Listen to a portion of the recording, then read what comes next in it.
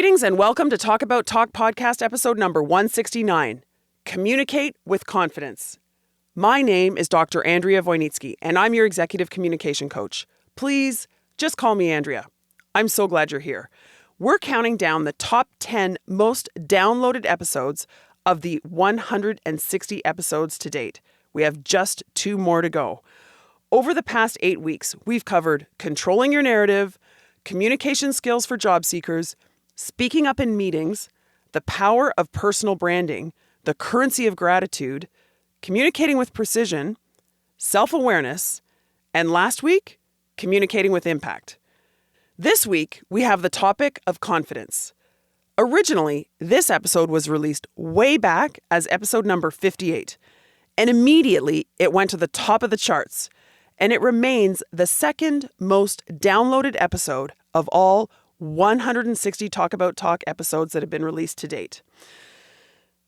The research shows that most of us struggle with our confidence, at least to some extent. The good news is that there are plenty of strategies that we can use to boost our confidence. So let's get into this. Let's learn to boost our confidence. Enjoy the episode. I have a question for you. Are you a lifelong learner, always looking for research-based self-improvement advice?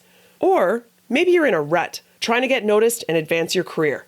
Well, in either case, or maybe both cases, I'm here to help you out. Talk About Talk is a learning platform, an online resource where you'll learn how to boost your communication skills. We talk about things like networking, storytelling, body language, and communicating with confidence. Talk About Talk makes it so easy for you to become a skilled communicator. If you go to the Talk About Talk website, you'll see a variety of resources, including free weekly communication coaching through the newsletter, academic and white papers, books and other resources that I recommend, one-on-one coaching, online courses, and, of course, an archive of well over 50 podcasts. And I update the website with new resources every single week. This episode is the first of 2 episodes where we're tackling the topic that I'm asked about more than any other: communicating with confidence. Of course it's important. According to Fast Company, communication skills are vital. And Sir Richard Branson says that communication skills are the most important skills that any leader can possess. But they don't teach us how to communicate with confidence in school, do they?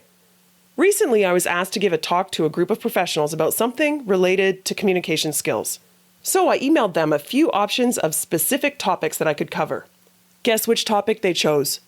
Communicating with confidence. I get why this topic is so salient.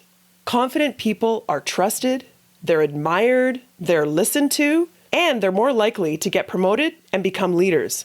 We all want to be trusted, admired, listened to, and promoted, right?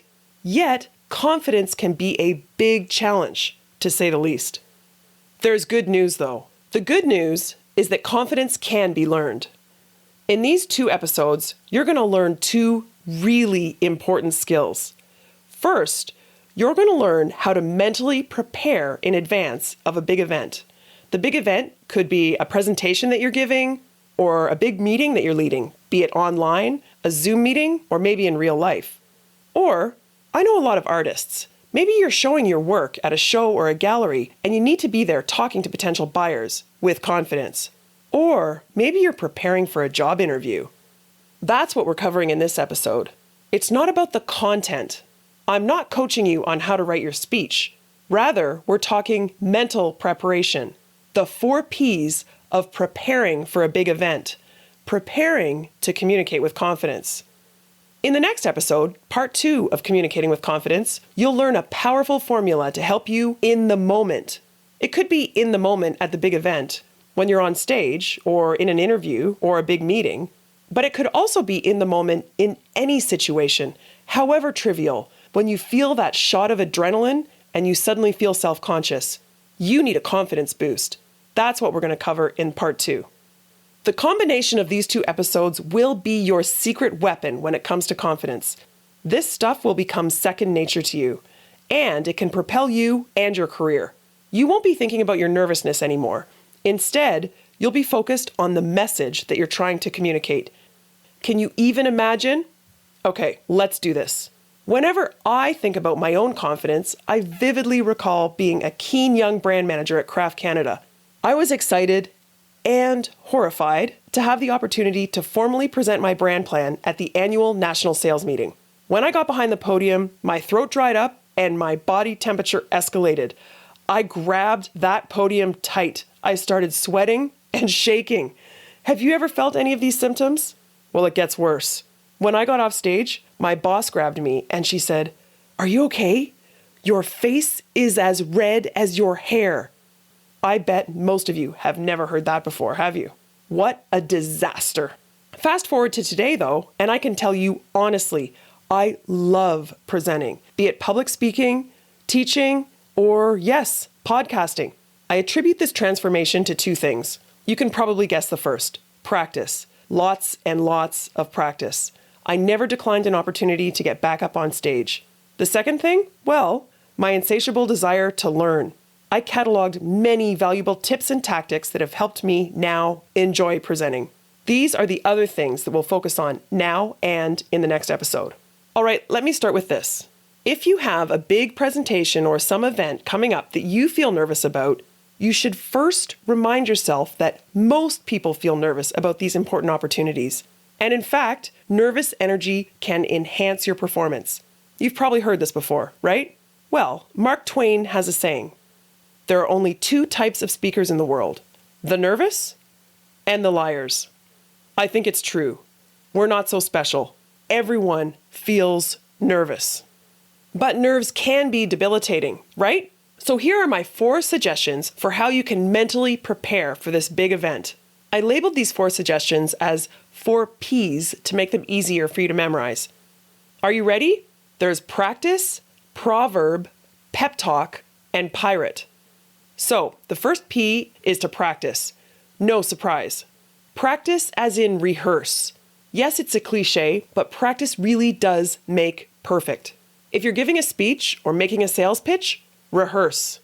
If you're preparing for a job interview, practice your answers to anticipated questions. If you're going to an important networking event, remind yourself and practice the names of people who you think might be there.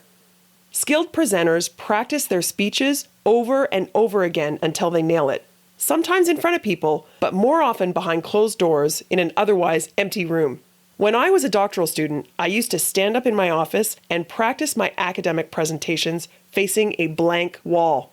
Then there are the elite athletes who practice their sport until muscle memory kicks in. My friend Stephanie Rudnick learned the importance of practice as a young basketball player.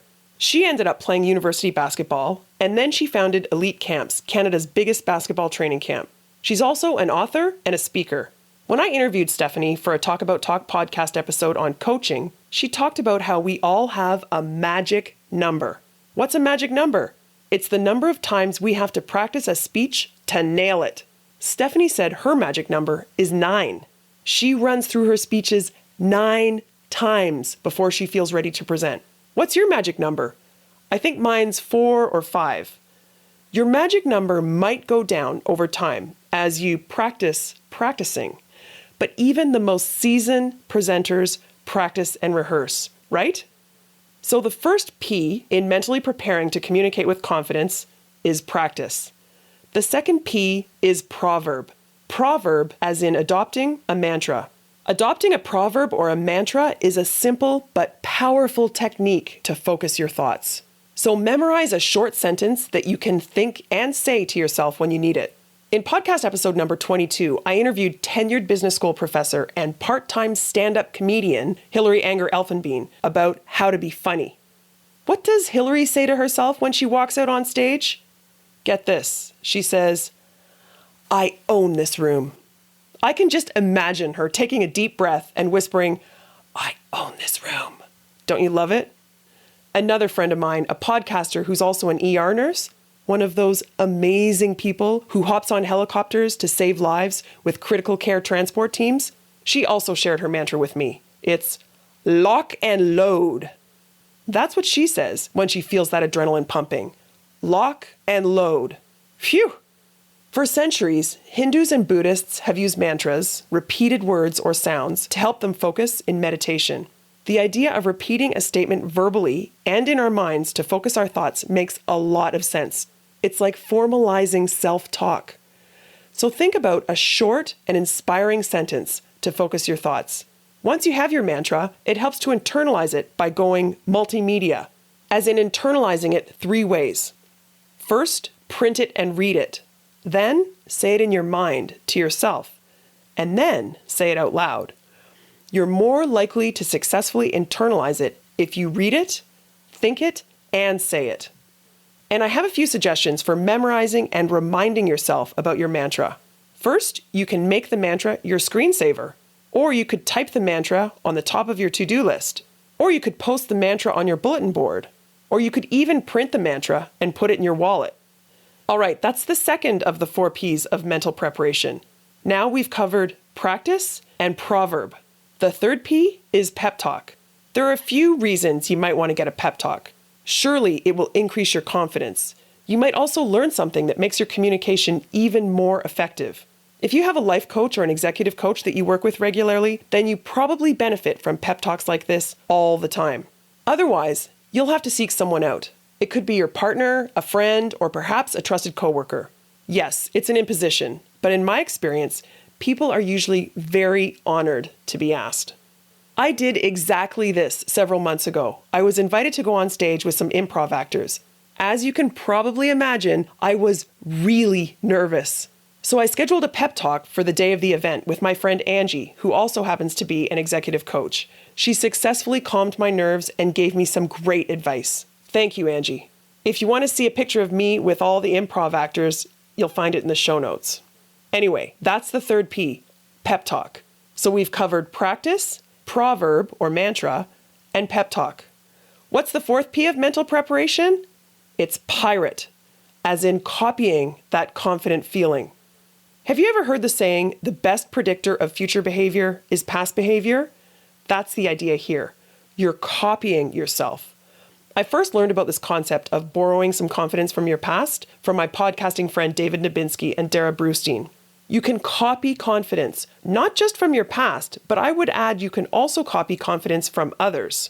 Pirate the confidence you see in someone you admire, someone who exudes confidence. Think about your favorite performer on stage. Imagine yourself feeling that confidence, then emulate it. As a young faculty member years ago, I was asked to give a marketing lecture in the biggest auditorium at the university. At the time, I was used to the MBA classroom with just 70 to 80 students.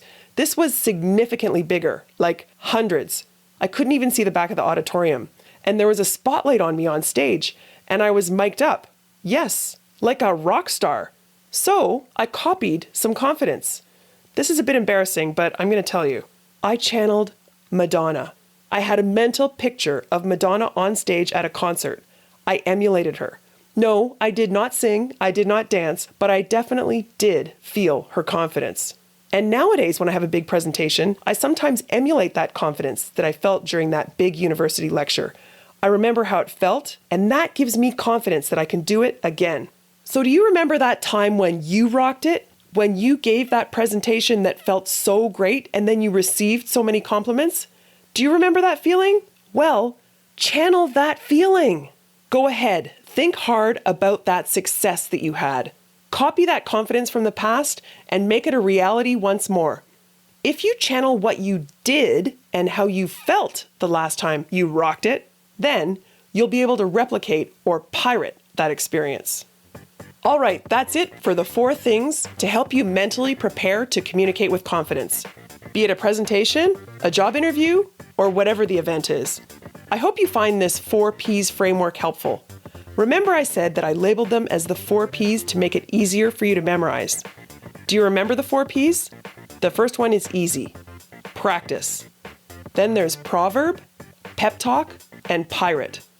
So first there's practice, as in rehearse.